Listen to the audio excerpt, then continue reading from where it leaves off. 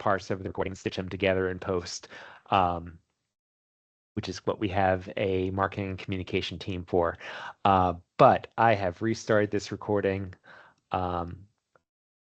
Okay. We are going to see if we can get through this in an hour. So program integrity, fraud, waste, abuse. I've got some fun Slido questions put together, I think. Let's do this. So the purpose of this training is to provide guidance on the role of program integrity in EAP, address fraud, waste, and abuse, and provide guidance on conducting investigations. So we're going to look at the definition of the program integrity, noncompliance, fraud, waste, and abuse. We're going to look at how to address noncompliance. We're going to look at investigating alleged or suspected fraud, waste, or abuse. And we're going to look at some considerations and best practices. So what is program integrity? Program integrity refers to the ability of a federal, state, or local government agency to fulfill its mission while addressing fraud, waste, and abuse. It is a fundamental aspect of being a good steward for public funds. It also is a requirement of us as part of the LIHEAP block grant.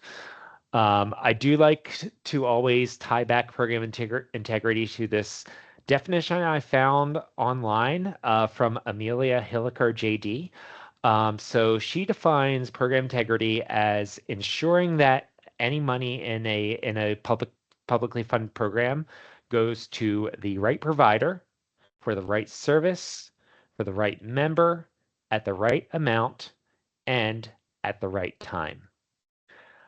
So these are the 5 rights of program integrity, and the best way for us to ensure these five rights is to enforce compliance to the application requirements, to ensure that the documentation in the file supports the information provided on the application, and to empower our intake staff to approach applications with a critical eye.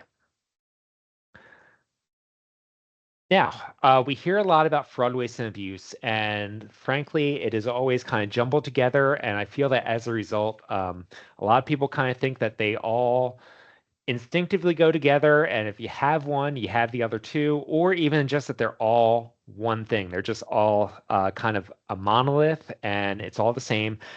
Nothing could be further than the truth. Fraud, waste, and abuse are 3 completely different acts. And then you throw noncompliance into the mix. So we're going to really break down what the difference is between these terms, and we were going to start with noncompliance. So noncompliance is defined as an applicant's failure to adhere to the instructions or the requirements of the application process.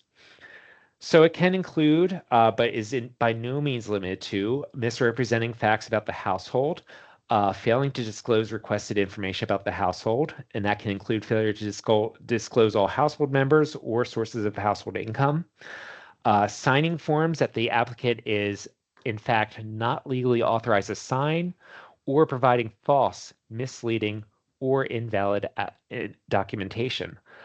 Noncompliance can be intentional or unintentional. In general, not usually see noncompliance engaged in by applicants, not by anyone else, not by any other stakeholder group that's part of this process.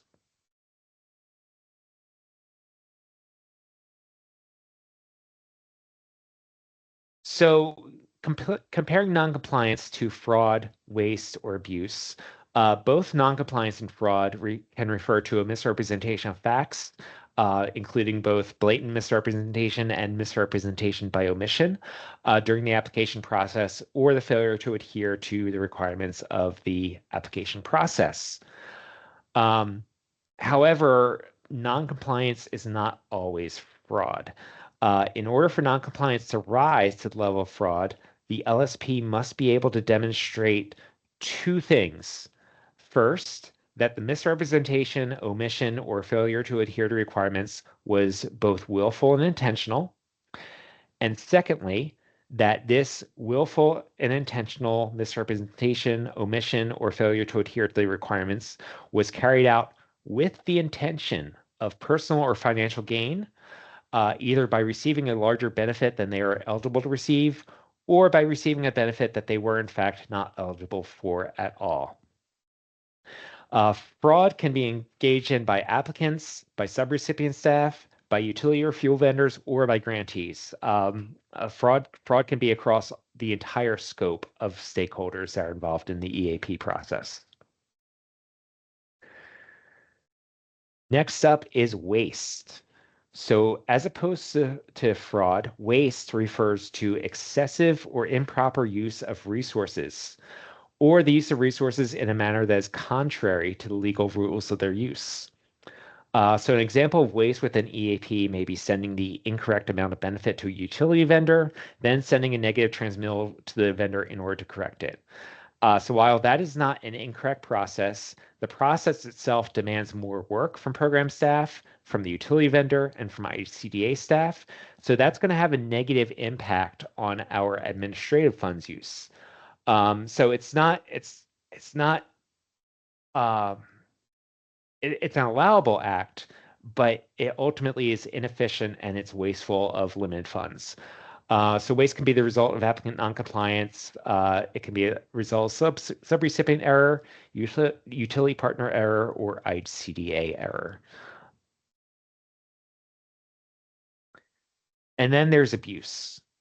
Abuse is defined as the excessive or improper use of a thing, or to use something in a manner contrary to the natural or legal rules for its use. Abuse can occur in either financial or non-financial settings. Some examples of abuse could be a utility vendor applying LIHEAP funds to unallowable costs, equipment purchase using LIHEAP funds being used for other purposes or in other programs, or subrecipients claiming ineligible expenses in connection with administrative outreach eligibility or Assurance 16 budget line items. So abuse is generally going to be engaged in by sub-grantee staff, by utility or fuel vendors, or by grantee staff.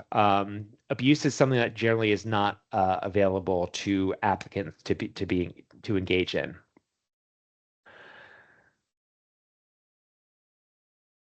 We do want to highlight that fraud is a criminal act and often has more severe consequences for the individuals engaging in deception or intentional misrepresentation. Um, and also, fraud may have consequences for other parties impacted, although these consequences are less severe. Um, Waste and abuse are not criminal acts. However, they may still have serious consequences for the parties directly responsible, and the consequences may extend to other involved parties if the proper controls were not in place to to monitor for and protect against the waste or abuse, or if those controls were in place but were not correctly implemented. The best way to fight fraud, waste, and abuse is to have strong, proactive defense against them, and this is our model for program integrity. So because we are administering a taxpayer-funded and income-eligible assistance program, ensuring program integrity is an integral part of what we do, and it must be a consideration that is addressed throughout our program design. However, we must also strive to deliver positive customer service experiences to our applicants and not to approach every situation from the mindset that that applicant is going to defraud the program.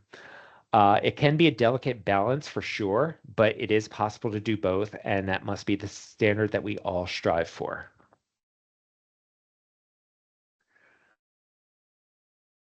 So part of our program integrity model is subrecipient monitoring and vendor monitoring. Those processes are both required by HHS in order to ensure program integrity. However, in order to have an effective program integrity approach, we must also incorporate proactive measures to detect and prevent fraud, waste, and abuse before they even happen. IHCDA's position is that in programs such as EAP, some level of attempted fraud and noncompliance will take place. Likewise, waste and abuse is inevitable in programs like this. However, this does not mean by any means that all applicants are attempting to defraud the program. And so we believe that applicants shall always be given the benefit of the doubt unless the agency or IHCDA is given reason to suspect that a conscious attempt to defraud the program is being made. We believe that most application noncompliance is not fraudulent in nature, but is rather a result of applicants not understanding the requirements or not understanding the application process. So, like I just said, in general, applicant is to be given benefit of the doubt, and their statements should be taken at face value. Where statements conflict with each other or with other documentation, intake must be able to recognize these conflicts, but also to be empowered to work to resolve them. If those conflicts cannot be easily resolved, that's the point where the subrecipient would escalate to an investigation. The investigation must first discern between application noncompliance and application fraud. If any noncompliance that's found is also determined not to be fraudulent, the measures taken against the applicant shall be corrective or educational in nature and not punitive.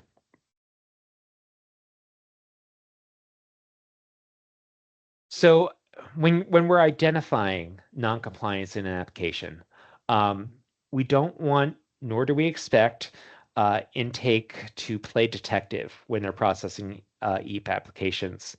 However, it is still important for intake to be able to approach everything with a critical eye and to observe and identify apparent conflicts or contradictions in the application information, and to think critically about that information that's being provided. If the information being provided by the applicant is inconsistent, or if it just doesn't make sense, then intake is justified in asking follow-up questions or requesting additional information or corroboration. Consistently following up with applicants about these issues and openly communicating with them about what we need and why we need it is also a good way of training our applicants to the requirements and their expectations, which hopefully will pay off in higher quality and more complete applications in the future.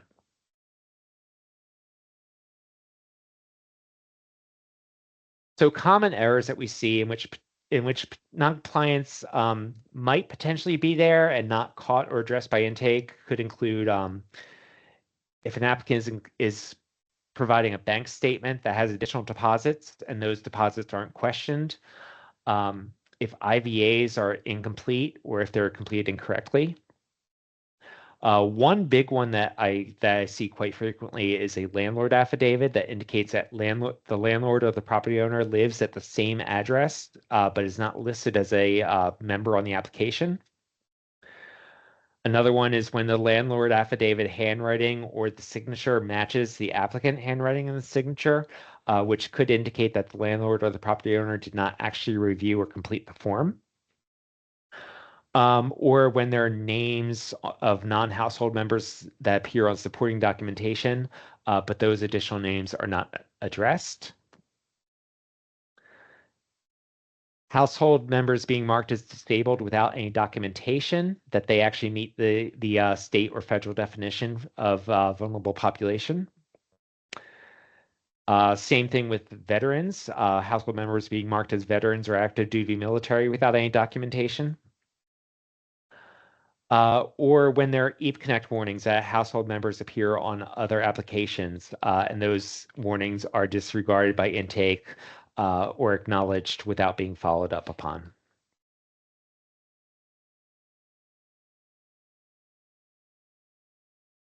So intake should be trained to read all EAP Connect warnings and errors and evaluate them rather than complacently acknowledging them. Often the EAP Connect will give an indication that something is incorrect or inconsistent, but intake sometimes does not respond to that prompt.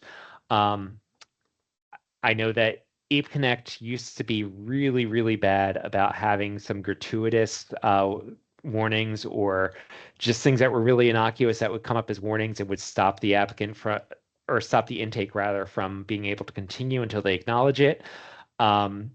That's one of the discussions we've been having with rowing over the past couple years, that having overkill on those warnings really, I think, encourages a culture of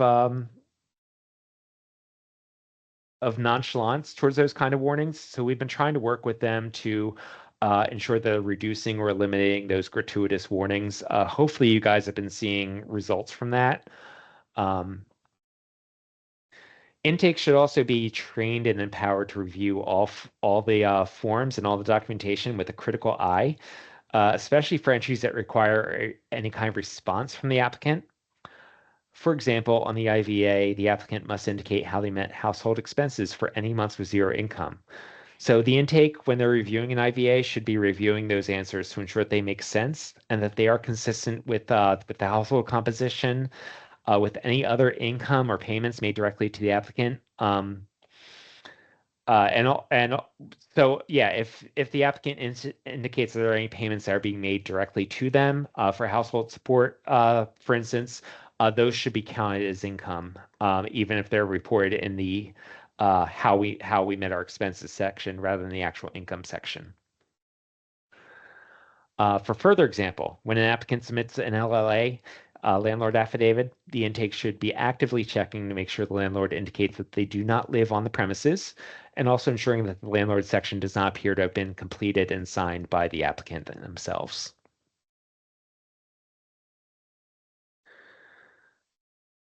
Training should explore that boundary between looking for fraud and noncompliance and being observant of potential fraud or noncompliance.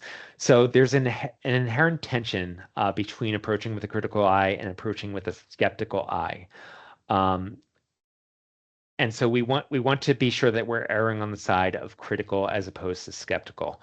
Um, we don't want to automatically approach every applicant with suspicion. Um, While it can sometimes be easy to focus on the data entry elements of this kind of work, it really is important to remember that critical thinking is an essential skill set for our intake, and we really want to nurture that skill set here, because that will ultimately lead to better outcomes for our program for the entire state. And remember, the easiest and most direct way of addressing any application noncompliance is just to contact the applicant and ask directly about the discrepancy. Um, try to have that conversation in a very neutral, matter-of-fact way. Don't approach as if you're being accusatory. Just say, hey, these parts, these statements, or these two forms, these two pieces of documentation, whatever it is, they're not jiving with each other. Help me understand it. Um, in many cases, that conversation can be documented in the case notes, and a lot of times no further action is necessary. You can just resolve it right then and there. In cases involving income attestation or the landlord affidavit, a new signed form completed correctly may be needed. And if the intake is unable to reconcile any conflicting information or other apparent application noncompliance, they may need to escalate the application to management for further investigation. So we are going to have a few Slido questions here. Um, we're not going back to any previous modules here. Everything's going to be based on what we just went over, so it should all be fresh in everyone's mind. However, there is still going to be some application concepts here. It's not all going to be a cakewalk. All right, so hopefully everyone is still ready to go with the Slido. Going to give everyone a couple seconds before I move forward.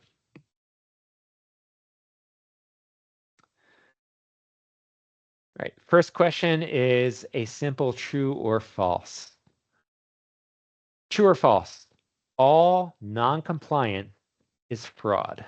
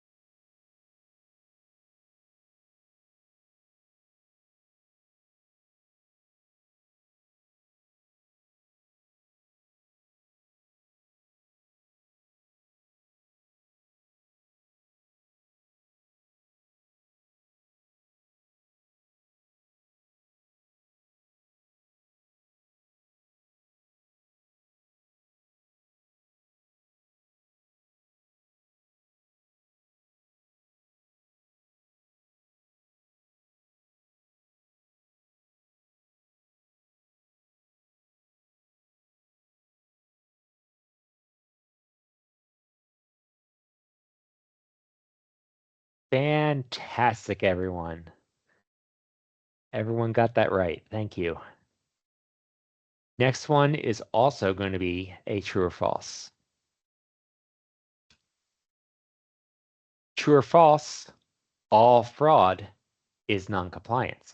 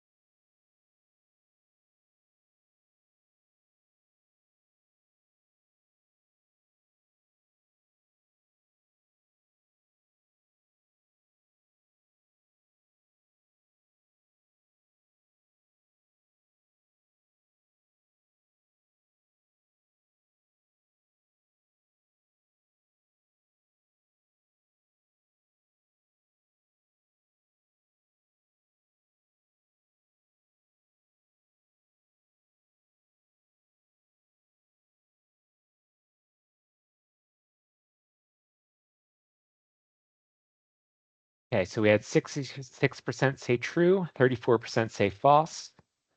The answer was true. So noncompliance is any time that you are not being compliant with the requirements of the program. So whenever anyone is engaging with fraud, they are by definition not complying with the requirements. So all fraud is noncompliance. However, not all noncompliance is fraud.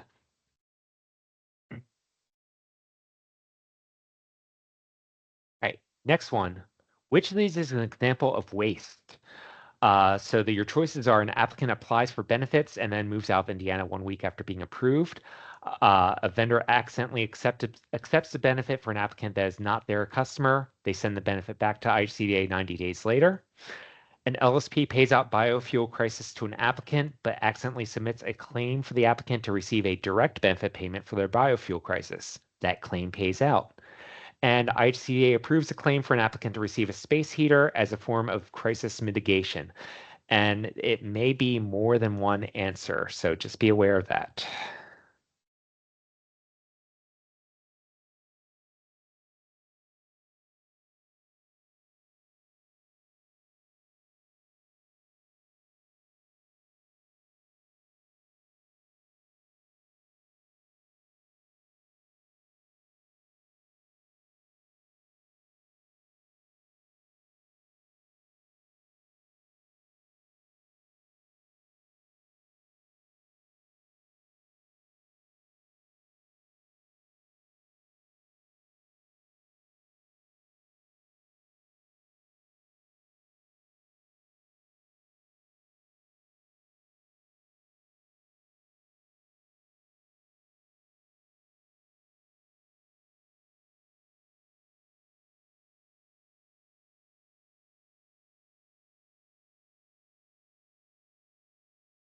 Okay, we have a real mixed bag here.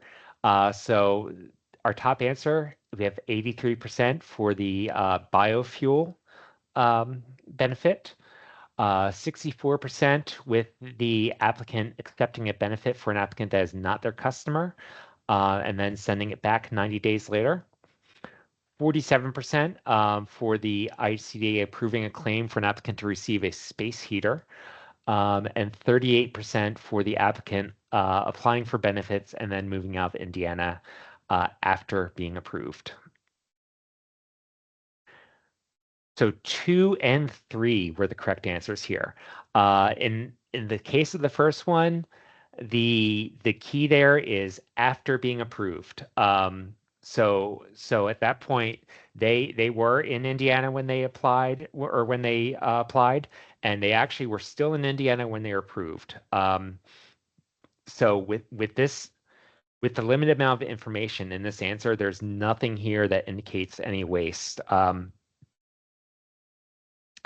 if the transmittal wasn't sent until after the account was closed, that could have changed something, but we don't have that information here in that answer. So there's nothing here. It would be premature to call that waste at this point. And then for question number 4, ICDA approving claim for an applicant to receive a space heater as a form of crisis mitigation. So that would actually be paying for, as opposed to wasteful use of funds, that would actually be using the funds to pay for something that is not part of its approved use. That would actually be abuse as opposed to waste. All right. Next That was question. sneaky. I know. I'm all about the critical thinking, Ingrid. You know that. The next question, once again, just remember for all of these, it may be more than one answer. I did receive feedback that I should remind people that may be more than one answer. So please do remember that. But it might not be more than one answer. Because again, I'm sneaky. All right. Which is an example of abuse? An applicant intentionally withholds the source of household income because they believe that they will not be eligible if they report all their income. A utility vendor applies LIHEAP funds to an outstanding customer deposit. ICDA staff member changes an approved customer's account number so that the benefit pays out to their own account. Or an LSP uses Assurance 16 funds to pay for airfare to go to a conference.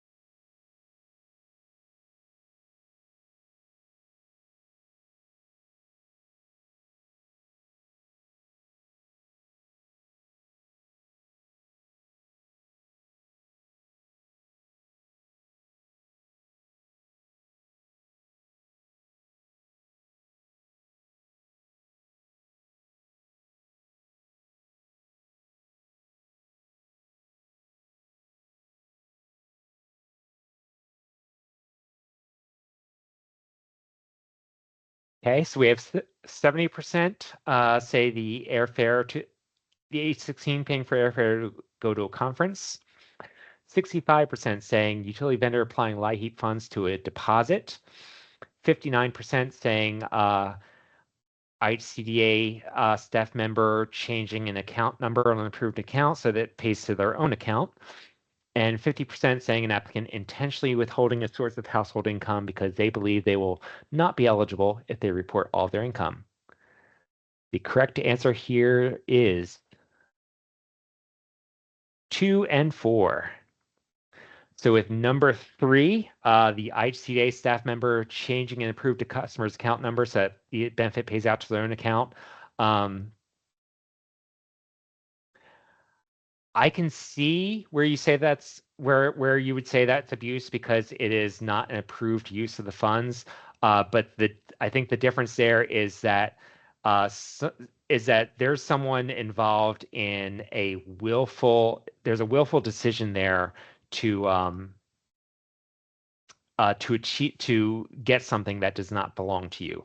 In this case, the ICDA staff member is willfully engaging in an action to get a benefit that they are not eligible for.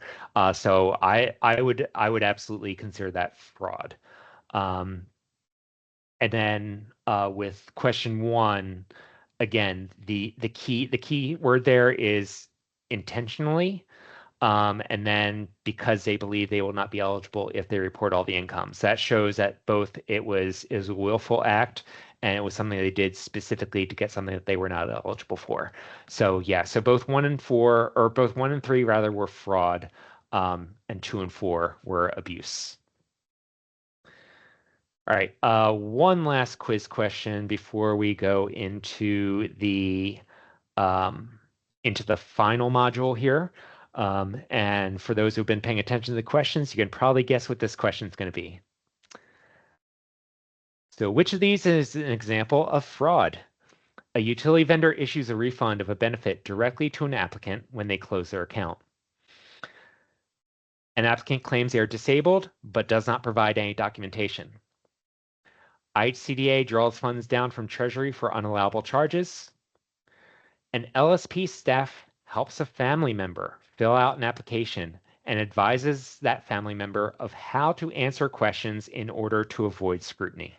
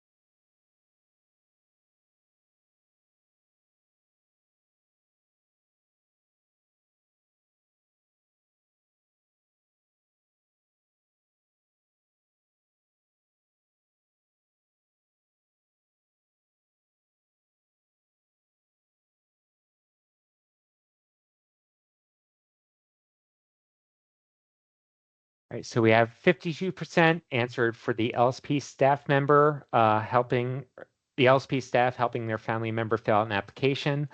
32% ICDA drawing funds down for unallowable charges.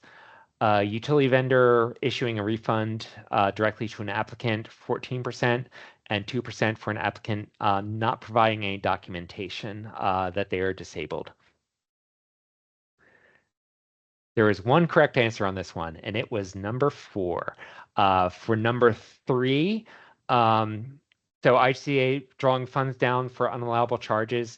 There's nothing there to indicate that the staff member of ICDA was aware that those charges were unallowable and that they intentionally did it knowing that they weren't allowed to. So that to me would be abuse of funds, but there's nothing there to indicate that it reaches the level of fraud. For number 1, utility vendor issuing a refund of a benefit directly to an applicant when they close their account. That too would be abuse. That's not the correct procedure. But there's nothing that the utility vendor is getting out of that. They're not actually they're not benefiting from that. That's just mishandling the funds in a way that abuses them.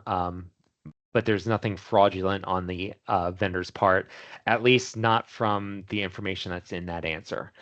And again, with number 2, so that's absolutely going to be application noncompliance if they're not providing documentation that they need to.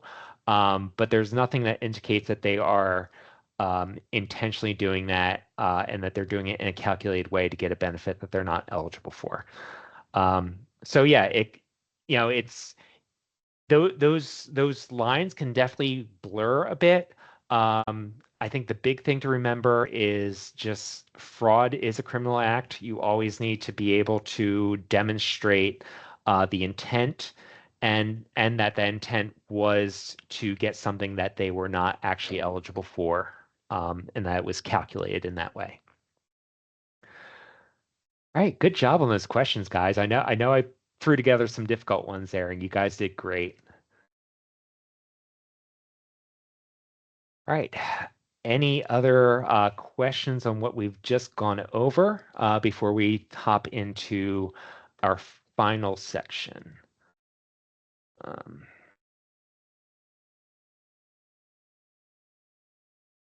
all right. I see in the chat we have a few.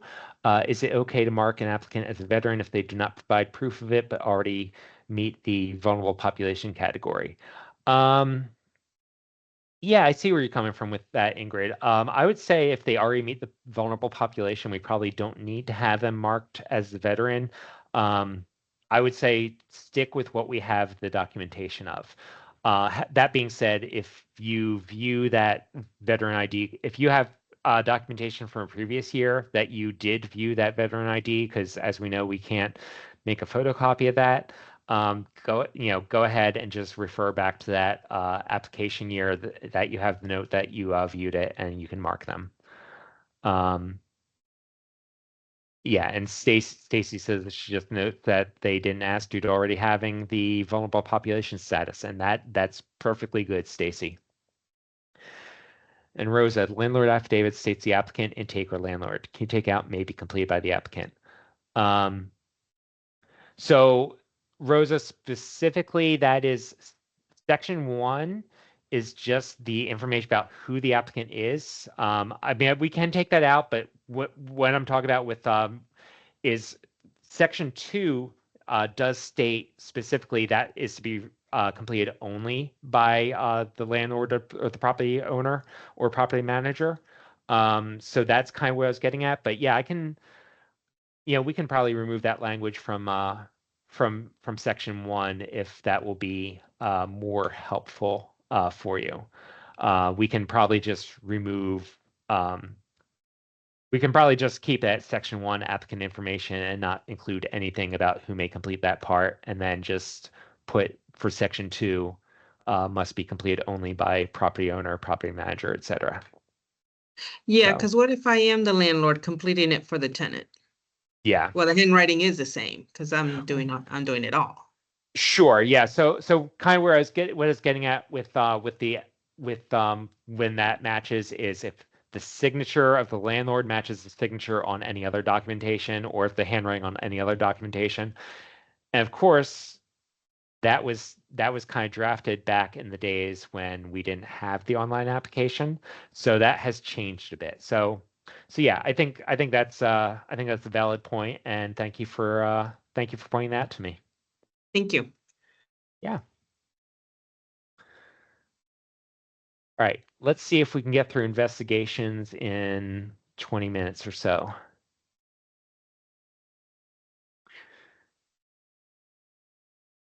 So if an application requires any investigation, it should be handled by the EAP manager or director, or by another designated senior staff member, such as a team leader, supervisor, QA staff, etc. We don't want intake staff to be tasked with performing noncompliance or fraud investigations. Um, And also remember that most fraud is uncovered as a result of a whistleblower. That whistleblower might not necessarily be an insider. Often it's going to be a neighbor, an acquaintance, possibly even a friend who has heard that person qualified for more benefit than they themselves did through misrepresentation, either intentional or unintentional. Um, the number of times over the years I've heard from people who's like, yeah, I used to be friends with this person and they bragged to me about how they lied about this and they got this kind of benefit. And um, you'd be surprised at the number of times. Well, maybe some of you wouldn't. I'm sure a lot of you have heard that before, um, where someone's talking to someone that they're friends with, and it just rubs that person the wrong way, and they turn on them. Um, it is vital that LSPs acknowledge all whistleblower reports of potential fraud, communicate such reports to the ICDA within 48 hours of the report being received, and investigate all such reports. Each agency must have policies and procedures for investigations, and those policies and procedures should detail who is tasked with carrying out the investigation, general procedures and guidelines, communications with ICDA concerning the investigation, and actions to be taken if noncompliance or fraud is substantiated. Those internal policies and procedures should conform with ICDA investigation policies as described in section 12.11 of the policy manual.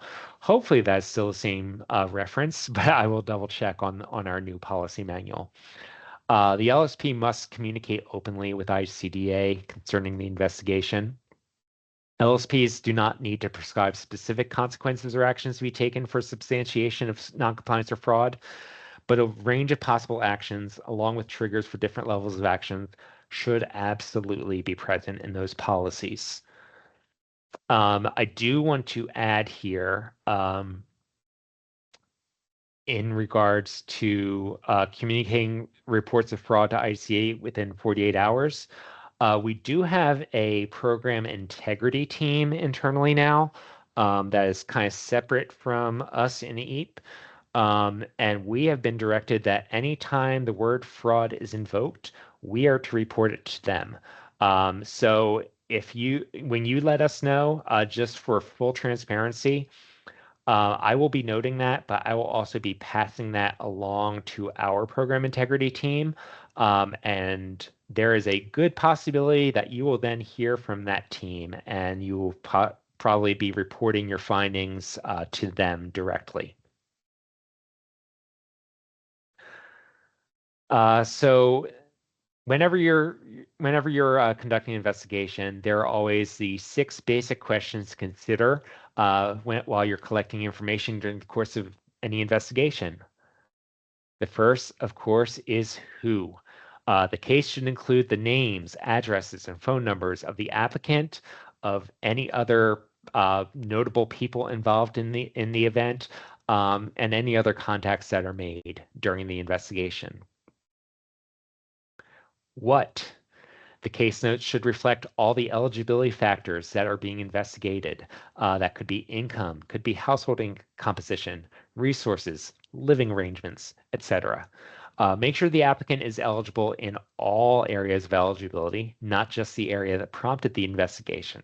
It's possible that you start the investigation because of one factor, and then in the course of the investigation, you find out that there was an issue with a completely different factor. So the investigation, even if it's triggered by one thing, it needs to be holistic. When? Write down the date and time of all contacts made during the investigation. This will be needed should the case be appealed, or in the case that law enforcement gets involved. Where? Write down the correct address, location, and time of any interview that you conduct, any home visit, or any other fact-gathering activity. Why? Write down the reasons for the investigation in the first place and the reasons for any actions taken on the case. And how? Document the way in which the information was received and any pertinent facts about the process.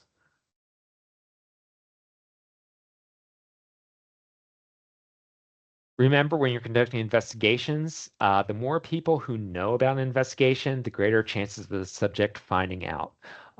Which brings us back to the idea that, first of all, the subject of the investigation cannot be made aware that there is an investigation while it's active. That will automatically give them motivation to be further untruthful. It can cause them to possibly try to take steps to undermine the investigation proactively. And so in addition to not notifying the subject, though, you really need to keep privacy and confidentiality, both for the dignity of the subject of the investigation, who has not been determined to be guilty yet, but also just to ensure that information does not get back to that person. So don't share with any third party that you are conducting an investigation, except for ICDA. And anybody else in the agency who may need to be directly involved, or who is assisting you in the investigation. When you're conducting investigations, carefully document all contacts you make with regard to investigation. Keep a separate file to keep this documentation together. Do not make unnecessary leaps of logic or draw conclusions that are not present within the documentation. Keep your questions as objective and demonstrable as possible. Remember, focus on that who, what, when, why, where, and how. Be consistent. Feel free to use IHCDA as a resource or a sounding board.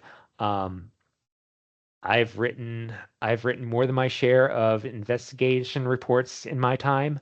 I'm definitely happy to help think through things, to help look at things and see if I feel like your conclusions are sound and are supported by the documentation that you have.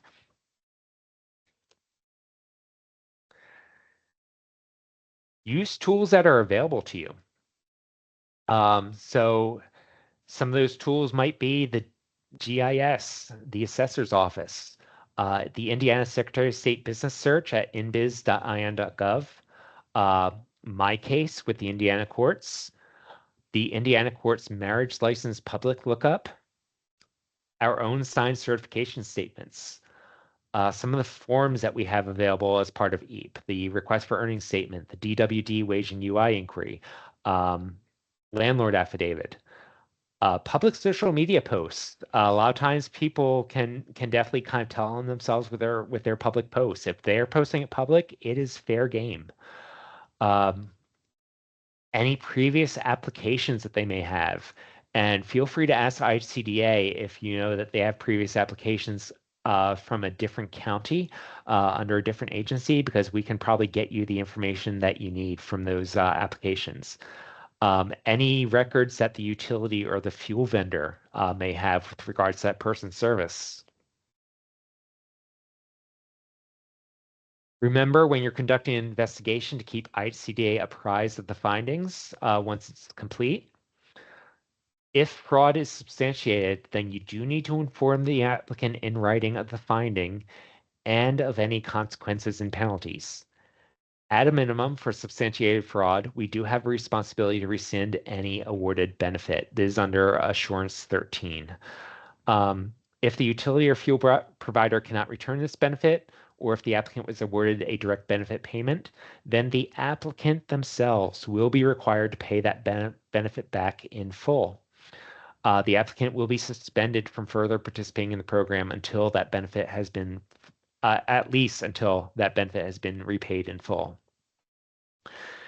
If it is determined that the applicant engaged in substantiated fraud, their subrecipient may choose to debar the applicant from participating in the program for a specified period of time as a penalty. Is strongly recommended that any such debarment not be indefinite unless it is an especially egregious case. In these cases, the subrecipient must discuss the case with IHCDA prior to issuing that written notification. We just want to be sure that we are on board with that.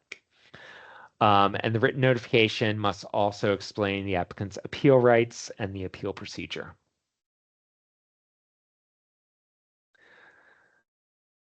Before issuing a substantiated finding of fraud, please do consider the situation from the applicant's point of view and review the methods that you used. Once you ring that bell, you can't unring it, so you want to be sure that you feel confident in your findings. Were all the LSP policies and procedures followed? Did intake follow up with the applicant to educate them on the requirements and give them an opportunity to correct the information? Was the applicant provided with copies of the appropriate forms as well as the instructions on using those forms? Kind of what I talked about earlier. Were they set up to succeed? Has this applicant presented issues or concerns in the past? Could the noncompliance be explained without that intent to defraud? Did the applicant even know that they were being noncompliant or that they would receive additional benefit? Is it likely that that motivated or influenced the decisions that they made? Does the objective documentation and evidence support your finding? And if you are imposing a penalty on the applicant, is that penalty appropriate and proportional? Uh, Basically, does the punishment fit the crime?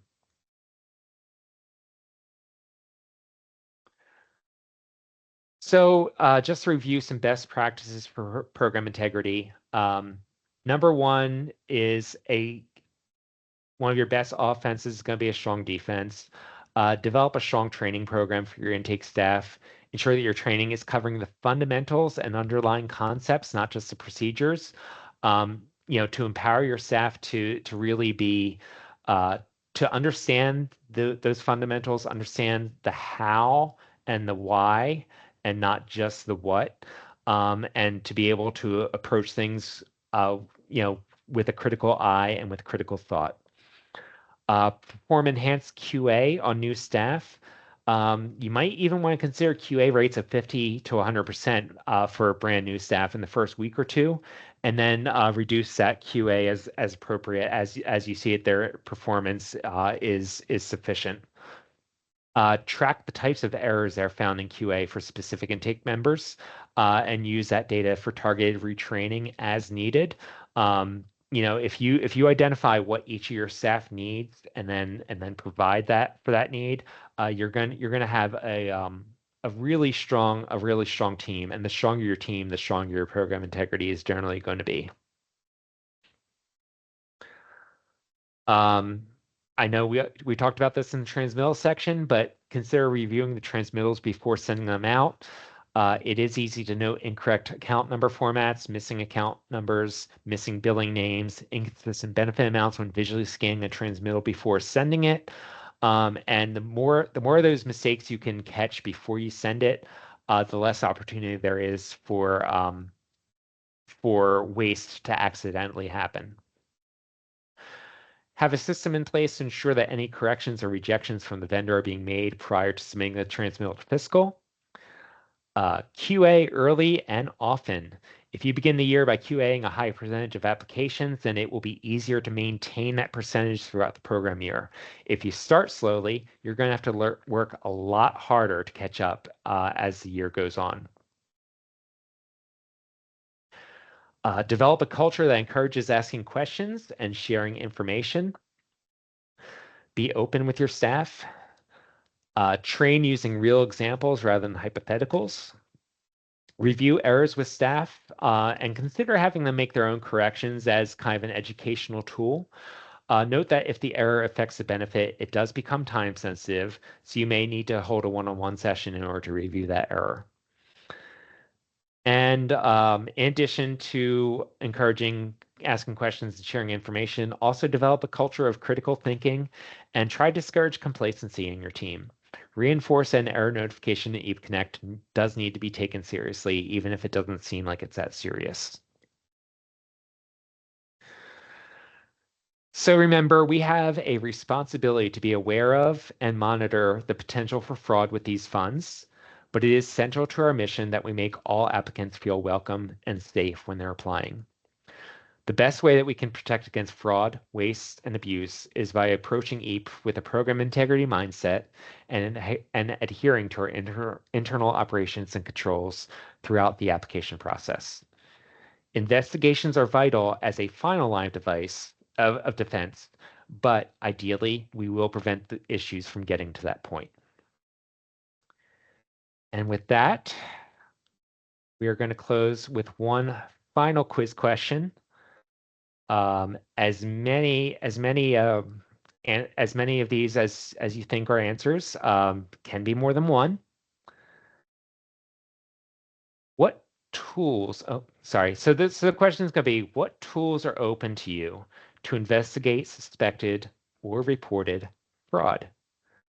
And your choices here are public records such as MyCase or GIS, social media, a DWD last known employer report, interviews with friends and associates, requests for additional documentation, or your local psychic.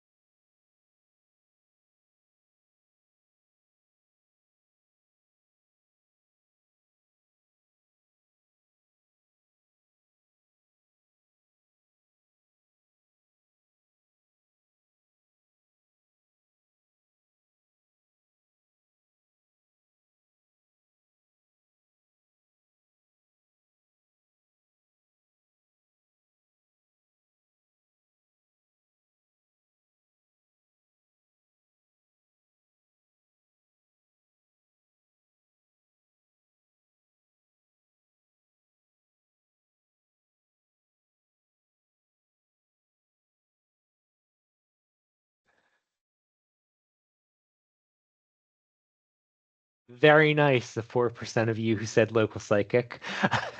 Um, so we had 96% say public records, 81% say social media, 85% say the Department of Workforce Development last known employer report, 85% also said request for additional documentation, 35% said interviews with friends and associates, and 4% said local psychic.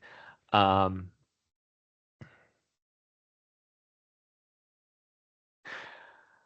I did not mark local psychic as a correct option here. Um, very nice, Julie. Um, I think my concern with local psychic, which could technically also be applied to the interviews with friends and associates, is the confidentiality. Um, but also with a local psychic, feel like that would be difficult to put in a report. Um, yeah, I did. I'll be honest, when I was crafting this question, I did go back and forth on the interviews with friends and associates, specifically because of the confidentiality issue. I ended up on the fence. I end up leaning in the direction of yes, it's allowable. But I think you need to really, really, really approach that with caution. So I could very easily see not marking that. Um, yeah, Ingrid, 100% agreed. Um, so yeah, I end up on the fence leaning just in that direction, but I think if the wind blew the other way, I could just as easily be swayed over to the other direction. Um, but everything else here is definitely fair game. Um, and yeah, good point, Lisa. Those friends or associates could be the ones reporting it, so you do have to interview them. So all this to say, I think we've had some, especially with some of these Slido questions, we've had some really good discussion that demonstrates that um, kind of what we got to in some of the other slides kind of early on yesterday, that this isn't always necessarily cut and dry. It's not always an exact science. There's a little bit of art to it, and sometimes you need to adjust your approach based on the situation. What's right in one situation might not be right in the other situation. But ultimately, we just need to remember to keep our mission in mind. We need to keep our mission in full view, and always consider that when we are uh, when to inform our decisions. Um, but yeah, we did it, guys. Uh, 2 days training down. Um, like I said, we will in the coming weeks, we will be scheduling a Q&A session. Um, I am exhausted. My throat hurts at this point.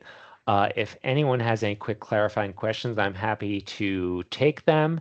But otherwise, I prefer to keep questions to the Q&A unless you need immediate clarification on something.